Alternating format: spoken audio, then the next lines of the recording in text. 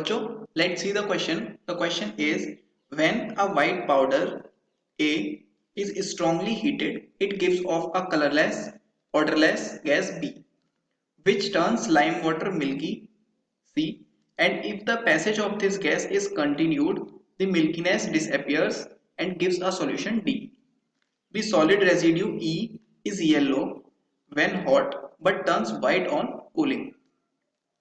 Identify A and E with the help of the equations. Identify A to E with the help of the equations. इस question में हमें क्या बोला है? इस क्वेश्चन में हमें बताया कि हमारे पास एक व्हाइट पाउडर है जिसको हम स्ट्रांगली हीट करते हैं तो वो क्या देता है? एक कलरलेस ऑर्डरलेस गैस देता है, बी कोई भी, जो क्या करती है? लाइम वाटर को मिल्की कर देती है। एंड अगर हम उस गैस को कंटिन्यू रखें तो जो मिल्कीनेस होती है वाटर की वो डिसअपियर हो जाती है और हमें एक सॉल्यूशन डी मिलता है। अगर हम सॉलिड रेजिड्यू ई, अगर जो हमारा लास्ट में सॉलिड बच रहा है कोई ई, वो येलो है, हॉट रखने पर येलो होता है एंड जब हम उसको कूल कर लेते हैं तब वो व्हाइट हो जाता है। तो हमें क्या करना है? हमें ए से लेके ई तक जो हमारी रिएक्शन प्रोसेस में आई है उसमें जितने प्रोडक्ट्स हैं ए से ई तक, उन सबको बताना है कि इक्वेशन में कौन कौन से प्रोडक्ट्स थे। तो चलिए इस क्वेश्चन को सॉल्व कर लेते हैं। अगर हम बात करें इस क्वेश्चन के की कॉन्सेप्ट की, तो यहाँ पे की कॉन्सेप्ट क्या हो जाएगा? यहाँ पे की कॉन्सेप्ट हो जाएगा क्वालिटेटिव एनालिसिस। ओके, हम यहाँ पे क्वालिटेटिव एनालिसिस देख रहे हैं। चलिए इस क्वेश्चन में हमसे सबसे पहले क्या बोला है? सबसे पहले हमें बोला है कि हमारे पास कोई ए व्हाइट पाउडर था। ए क्या था? White powder. ओके, जब हमने क्या किया? इसको हीट किया। जब इस व्हाइट पाउडर को हीट करते हैं, स्ट्रांगली हीट करते हैं, तो ये हमें देता है कलरलेस ऑर्डरलेस गैस बी। ये हमें कोई एक गैस बी देता है। ये जो बी है ये गैस है और कैसी है? ये कलरलेस है एंड ऑर्डरलेस है। ओके, कलरलेस भी है और ऑर्डरलेस भी है। ये हमें गैस बी मिलती है और साथ में हमें एक सॉलिड मिलता है ई। ई क्या है? हमारा सॉलिड है। और इन्होंने हमें बताया कि ये जो सॉलिड है ये हॉट होने पर क्या करता है? ये जो सॉलिड है ये जब हॉट होता है तभी होता है येलो कलर का, और जब ये कोल्ड हो जाता है, कूल हो जाता है, तभी हो जाता है व्हाइट कलर का। ओके, तो इन्हीं बेसिस पे हम आगे देख लेते हैं। अब देखिए आगे हमें कंडीशन दे रखी है। ये जो गैस बी बनती है, ये गैस बी क्या करती है? ये गैस बी जब लाइम वाटर के साथ में रिएक्ट करती है, लाइम वाटर होता है हमारा CaOH whole twice, lime water है ये, लाइम वाटर। जब भी लाइम वाटर के साथ में रिएक्ट करती है तो क्या देती है? ये एक हमें सी कंपाउंड देती है जो क्या होता है? मिल्की होता है, मिल्की वाइट होता है। ओके, सी कंपाउंड देती है मिल्की वाइट सी कंपाउंड देती है।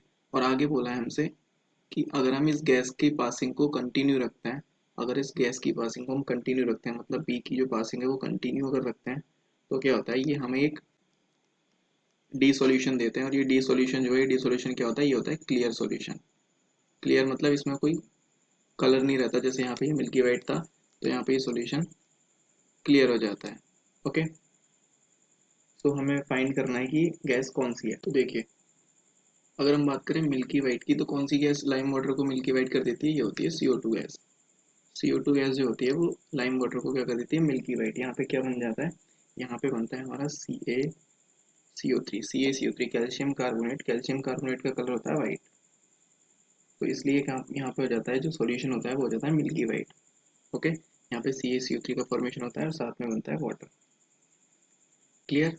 अब देखिए इन्होंने क्या बोला है कि जब ये जो मिल्की वाइट सी है इसमें हम कंटिन्यू रखते हैं, CO2 कंटिन्यू रखते हैं, तब क्या होता है? तो अगर हम इसमें CO2 कंटिन्यू रखते हैं तब यहाँ पे फॉर्मेशन हो जाता है CaHCO3 होल ट्वाइस। ये जो कंपाउंड है इसका यहाँ पे फॉर्मेशन हो जाता है और ये होता है सॉल्युबल, सॉल्युबल होता है और क्लियर होता है।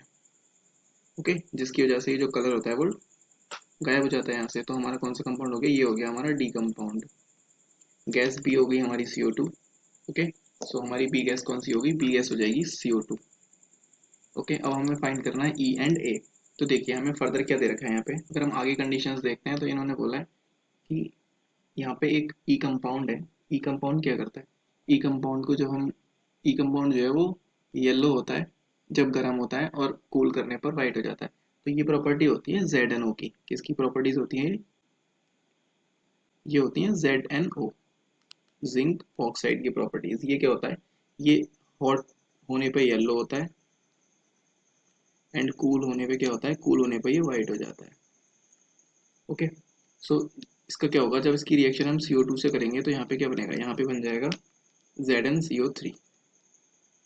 ZnCO3 का फॉर्मेशन हो जाएगा। अब ZnCO3 ये हमारी बी गैस थी। ओके, ये क्या था, ये था ई को जब बी से रिएक्ट किया तो हमें एक कंपाउंड ZnCO3 मिलता है। अगर हम इसका रिवर्स देखें इस रिएक्शन का तो ये क्या होगा, ए क्या देगा हमें, ए देगा बी प्लस ई। सो ये क्या हो जाएगा, ये हमारा कंपाउंड ए हो जाएगा। ZnCO3 क्या करेगा, CO2 देगा और साथ में ZnO देगा। ओके, तो ई कंपाउंड कौन सा हो गया हमारा, ई कंपाउंड हो जाएगा हमारा ZnO एंड जो ए है ए हो जाएगा ZnCO3, जिंक कार्बोनेट। अब देखिए इन्होंने हमसे बात की है कि ZnO का कलर, ZnO का कलर बेसिकली होता किस रीजन से, मैं आपको ZnO के कलर के बारे में बता देता हूँ थोड़ा सा। जो ZnO होता है, ZnO को हमें इन्होंने बोला है कि जब ये हॉट होता है, हॉट होने पे ही हो जाता है येलो कलर का। सो इसका रीजन क्या है, इसके पीछे का रीजन देखते हैं। जब ZnO को क्या किया जाता है, हीट किया जाता है। जब ZnO को हम हीट करते हैं तो ये क्या करता है, ये जो ऑक्सीजन है इस ऑक्सीजन को लूज कर देता है। इस ऑक्सीजन को लूज करके ये बनाता है Zn2 plus ion, plus oxygen अलग हट जाती है और जो इलेक्ट्रॉन्स थे वो अलग हो जाते हैं, बैलेंस कर देंगे। ओके, सो ये हमारी रिएक्शन होती है। यहाँ पे देखिए जो ऑक्सीजन थी वो अलग हट जाती है ZnO से। अब इस ऑक्सीजन के अलग हटने से क्या होता है, ये जो इलेक्ट्रॉन्स हैं, ये जो हमारे इलेक्ट्रॉन्स आते हैं, ये इलेक्ट्रॉन प्रेजेंट होते हैं इंटरस्टिशियल वॉइड्स में। इंटरस्टिशियल इंटरस्टिशियल वॉइड्स में आ जाते हैं ये इलेक्ट्रॉन्स। इंटरस्टिशियल वॉइड्स कौन सी होती हैं, जो ये वो जगह होती है जहाँ पे कोई एटम नहीं होता, vacant site of atoms structure. Atom की जो स्ट्रक्चर होती है उसमें जो वैकेंट साइट होती है, जहाँ पे कुछ नहीं होता, जहाँ पे कोई एटम प्रेजेंट नहीं होता, उस जगह में ये इलेक्ट्रॉन्स चले जाते हैं, जिसकी वजह से इनका जो कलर है वो येलो हो जाता है। ओके, अब वाइट कैसे होता है, अगर हम देखें वाइट कैसे होता है, सो ये रिएक्शन रिवर्सिबली होती है, रिवर्सिबली।